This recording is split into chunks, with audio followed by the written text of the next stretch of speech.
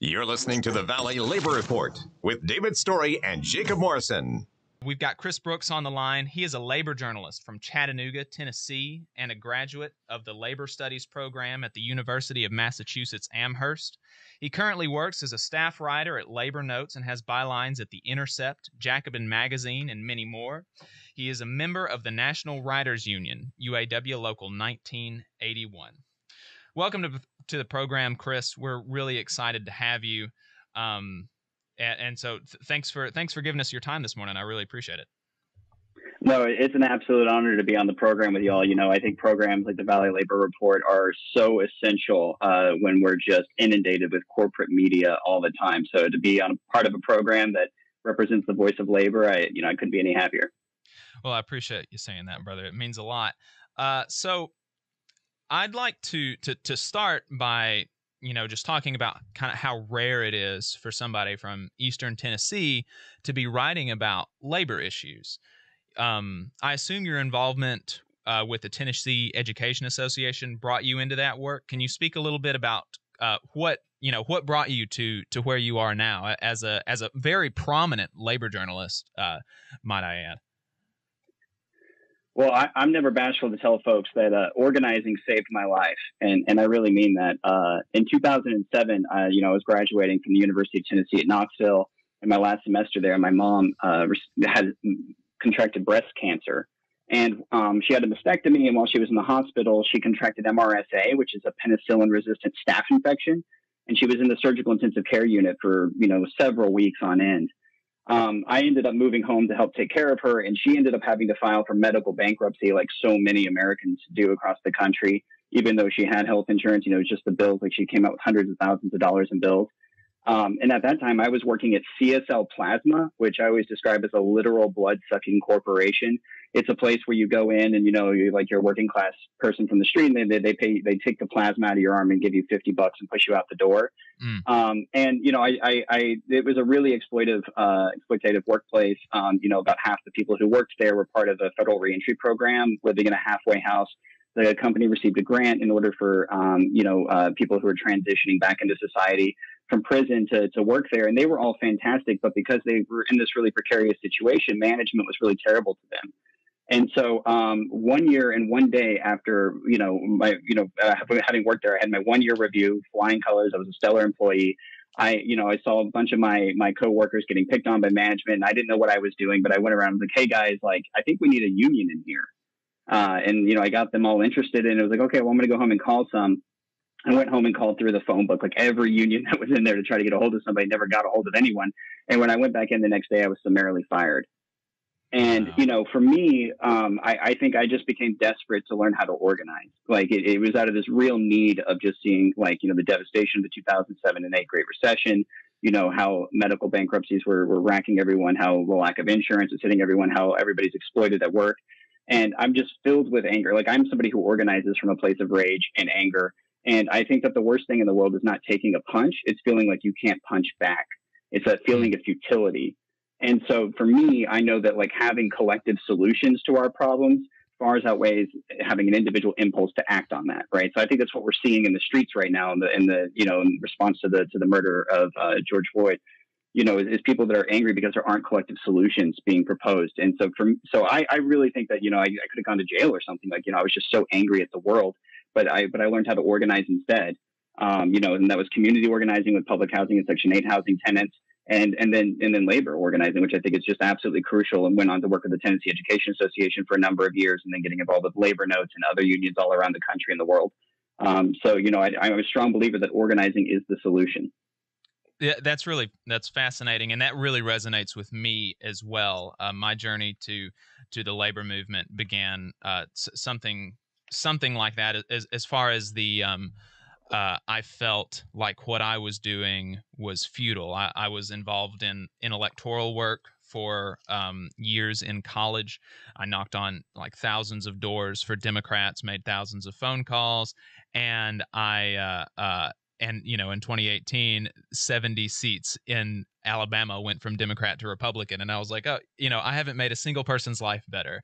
And it was just this overwhelming sense of futility.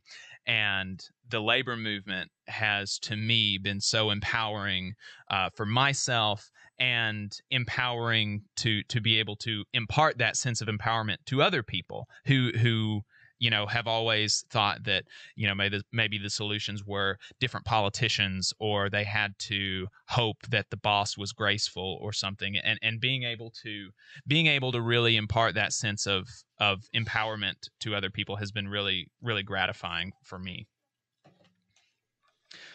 So we both read a lot of your work, being a subscriber to several of the publications that you write for, including In These Times and Labor Notes.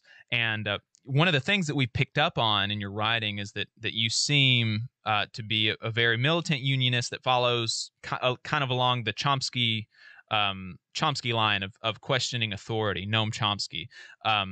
Is that just us reading into that? And if it's true, could you expand on that a little bit? It's something that we feel is a very integral part of being Southern, anti-authoritarian with a strong distaste for, those willing to just accept the corporate status quo.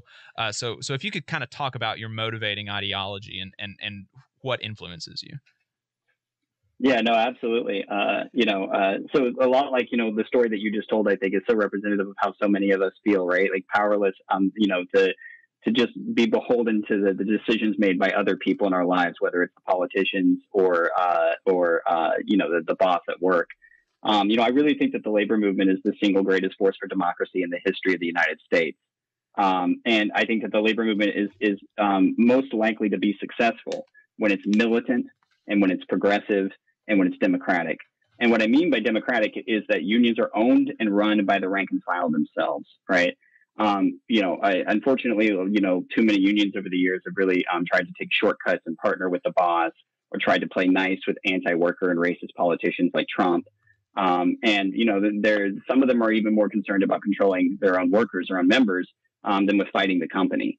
And I know that's part of the story of labor's decline as well. I mean, obviously the companies, corporate power is, corporations, modern corporation is the single greatest threat to the planet, and also the single greatest enemy that the public, working people have ever had. It's so powerful. It's really hard to underestimate it.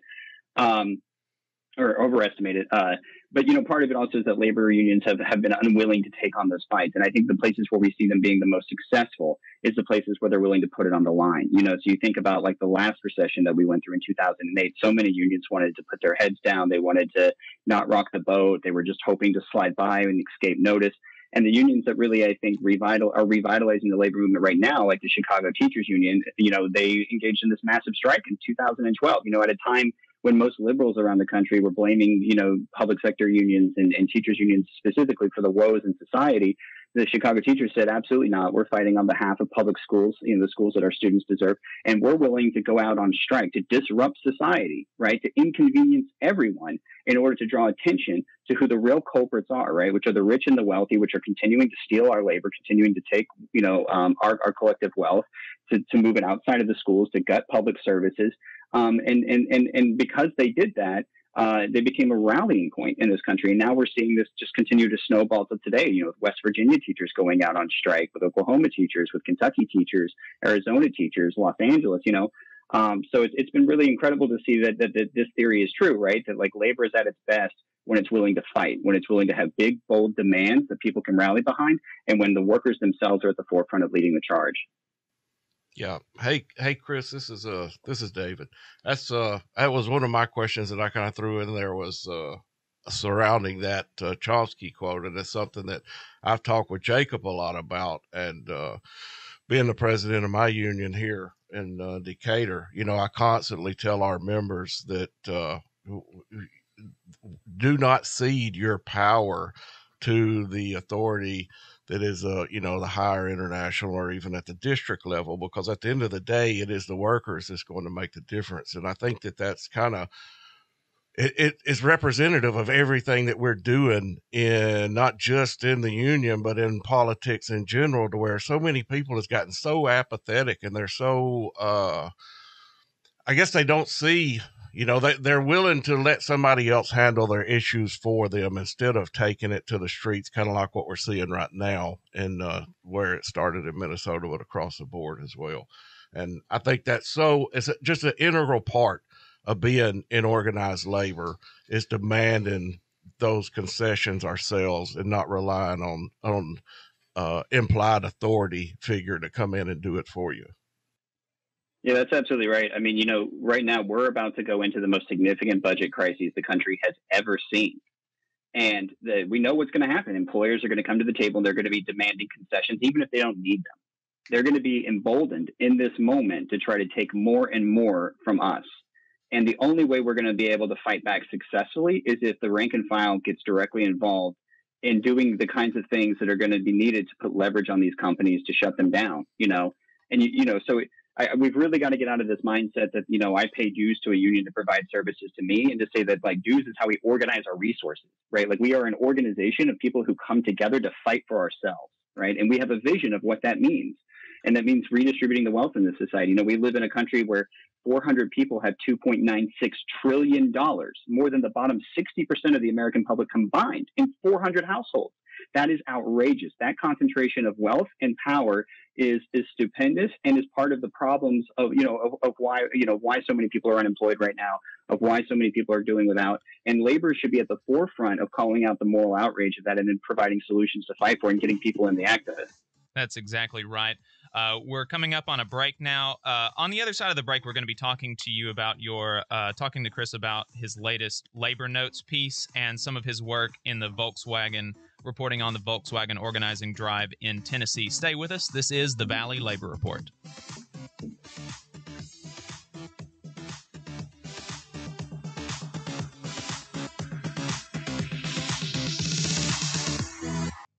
WVNN.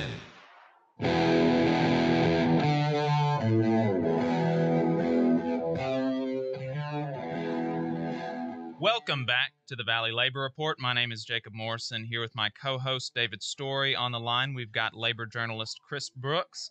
So you have a piece titled "Follow the Money.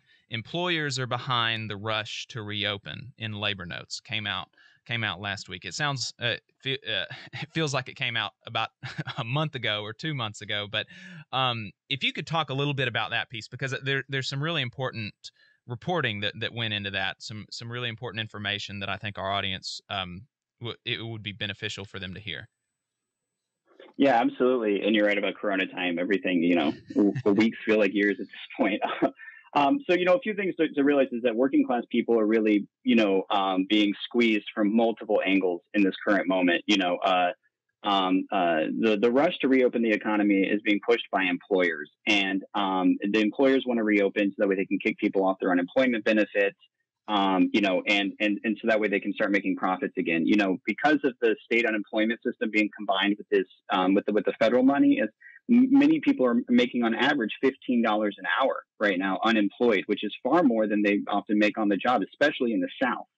And so, of course, state legislators and the employers in the South don't want people to get used to making that kind of money or thinking that their labor is that valuable. So they really want to get them off that as quickly as possible. But I think also is they want to return to business as normal. Like they can work from home, they can stay at home with their cushy lifestyles and have their food delivered, and they don't really care what happens to us.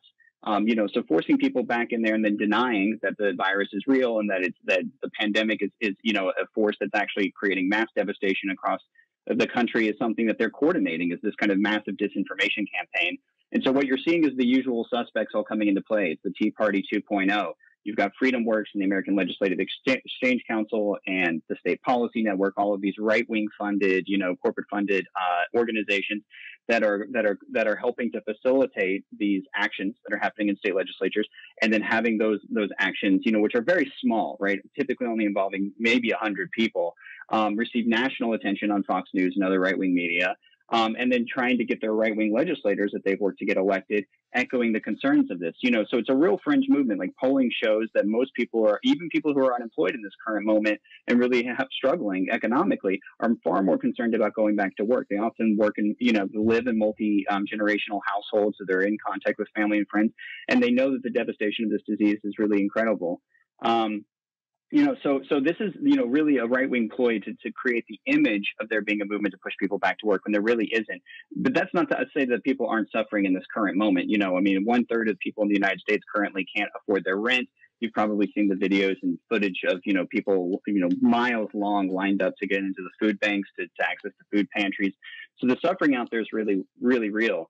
And the response from Congress has just been abysmal. I mean, it's great that they added this extra federal, allotment to the unemployment insurance, and it's great that everybody got those $1,200 checks.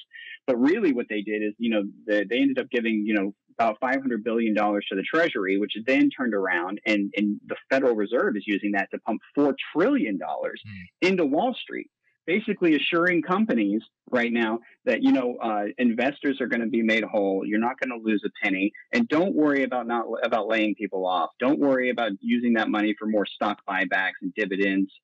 That's okay. Right. So because of this money that they pumped into the Federal Reserve, you probably saw, this week, Boeing announced that they're laying off 7,000 people.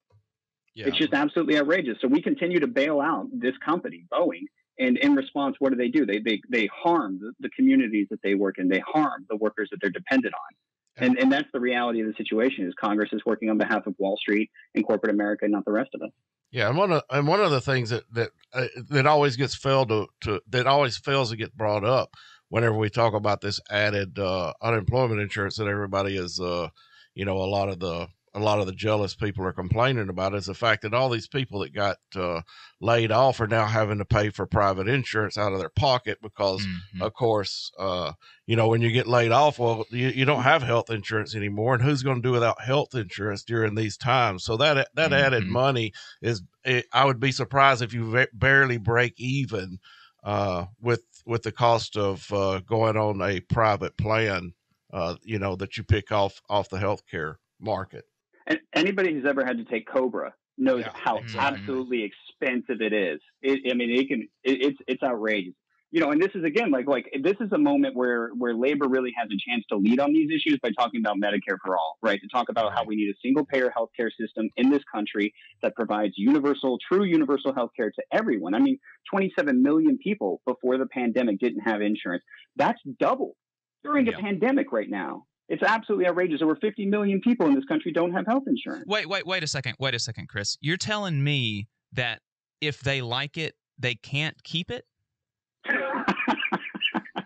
That's not what I was told. I thought Buttigieg and Biden, they were telling us that if we liked our plans, we could keep it. Yeah. The talking points is the talking points always gets construed whenever you bring work in the situation. It's so long as you're working, so long as you're providing a profit for the government and for your employer, that you can keep it. Yeah, Twitter's not going to be fact checking that though. Could you talk to us about, you were, if I remember right, you were kind of catapulted onto the national media scene from your coverage of the Volkswagen organizing drive, and now maybe I'm not. Maybe you were more prominent, but that's when I came into contact with your reporting, and the Volkswagen organizing drive in Tennessee, it failed. The union was not voted in. But there was so much pushback from local, state, and federal politicians and publications in the area, attacking not just the unions, but the workers. And Senator Corker threatened to block incentives to expand the plant if workers unionized. It was crazy, the assault that the workers endured there. But ultimately, the drive did not succeed. The workers did not get a union there. So what can organizers learn from that campaign? Can you talk to us about that? And we got just not to break in here, but we got about 1 minute. So okay. So yeah. So I call it the anti-union trifecta. It's the concerted power of the state government combined with a hostile employer and these out-of-state corporate front groups, right? So you had the state government. Remember last time in 2019, the governor of Tennessee went into the plant and led his own captive audience meeting. The company forced everybody into a room, and the governor, sitting there with the CEO, said, "Don't vote for the union." Those are the two most powerful people in an everyday person's life, your state governor and your boss telling you not to vote for a union. And then, the company said all the things that they always do. They say, like, we could close it down. We could move the plant. And the state legislator was like, go for it. Do it. Because they are so ideologically committed. All of which is against federal law, by the way. Absolutely. But this just goes to show you, right? Like corporations violate the law all the time with impunity because we don't live in a country with strong, labor law, unfortunately. And then on top of that, you had these big moneyed groups that were swooping in and running field campaigns. So, if you're trying to organize in the South, you are organizing in the most extreme and politically hostile environment possible. Yeah, that's exactly right. Folks, you're listening to the Valley Labor Report. On the other side, we're going to bring Chris back for one more segment to talk about these protests that are happening all around the country and what labor's response to it should be. So stay tuned. We're going to be talking to Chris Brooks some more after the break. This is the Valley Labor Report.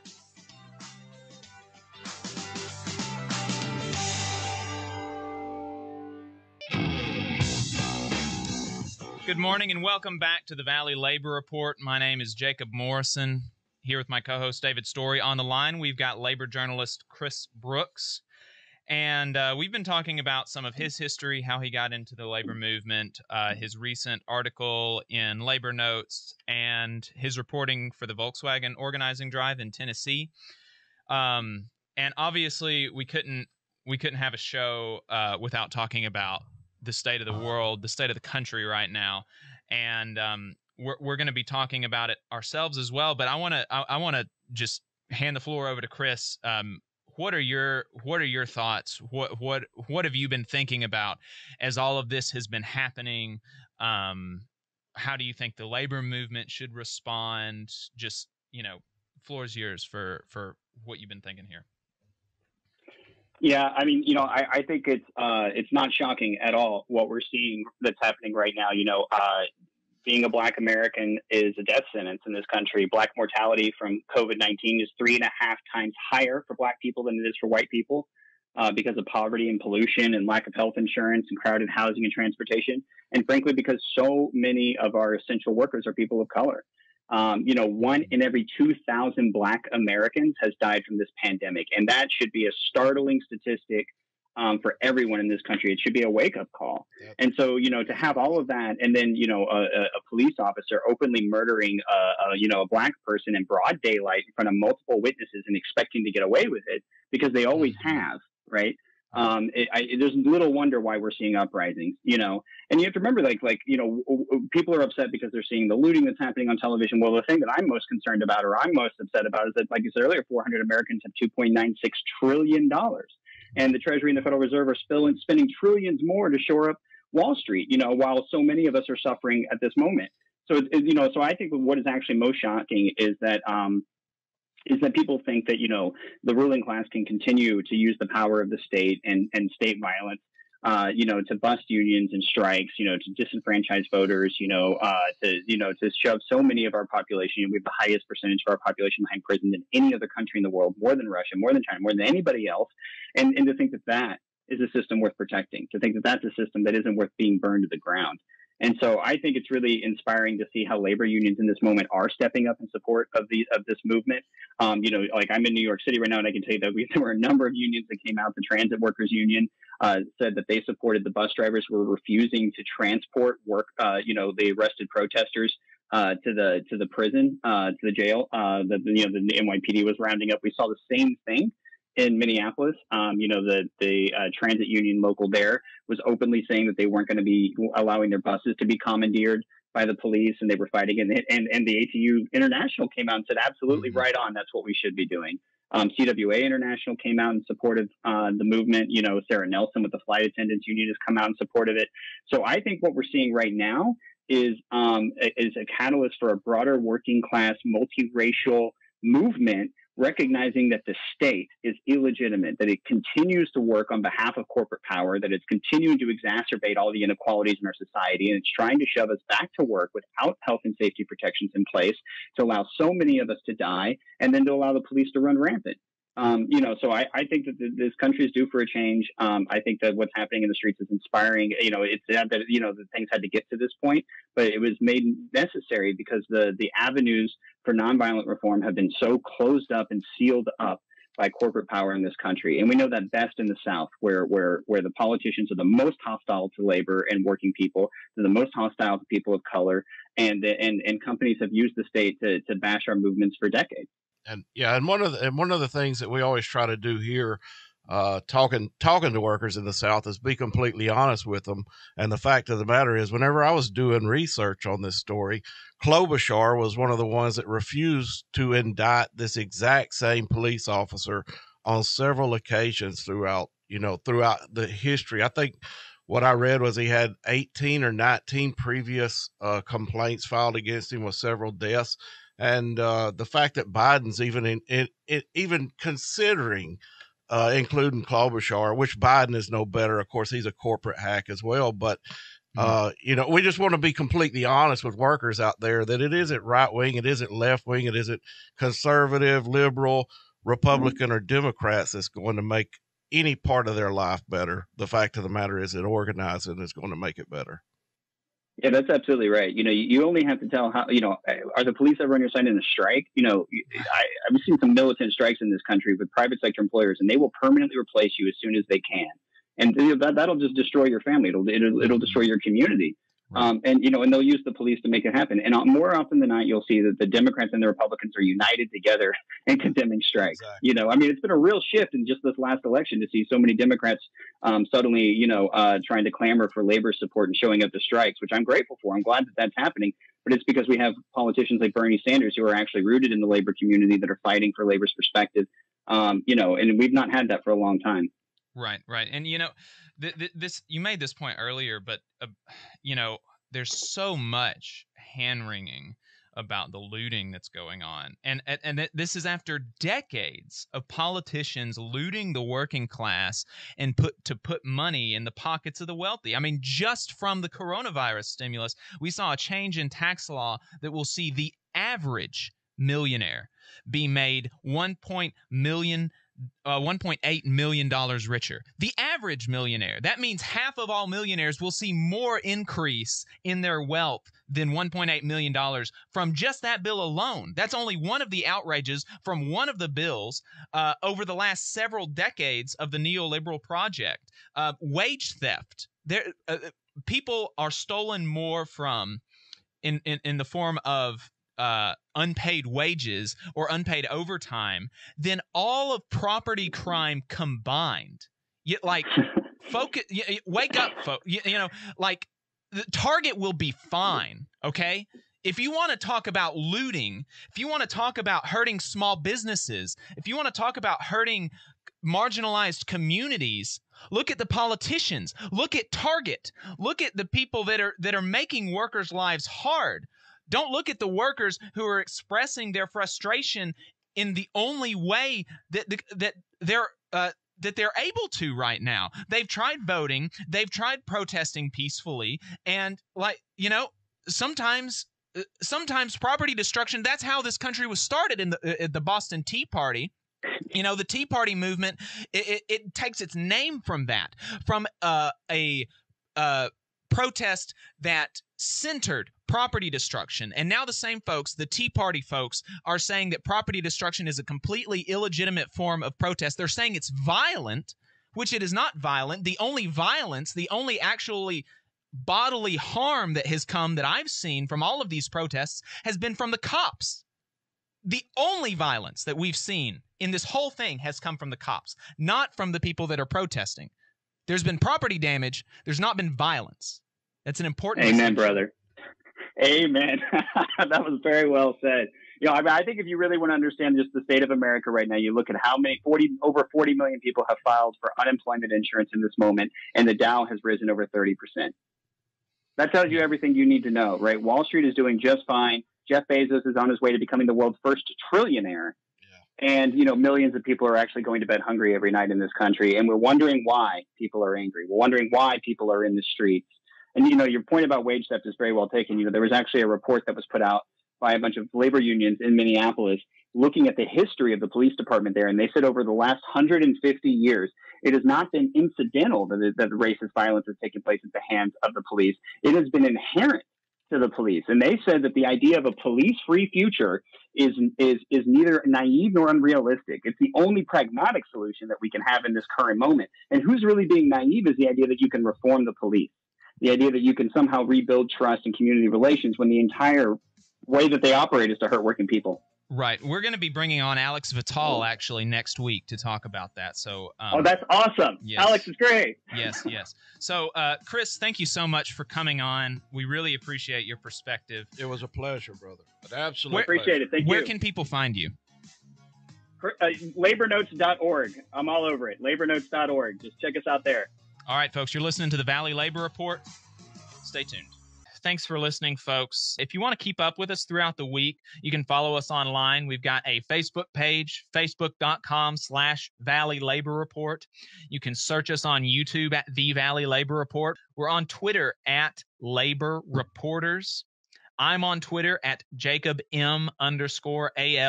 David is on Twitter at Radical Unionist, RADICL Unionist. If you appreciate our work and want to ensure that we can stay on the air, consider supporting us with a monthly donation on Patreon at patreon.com/The Valley Labor Report.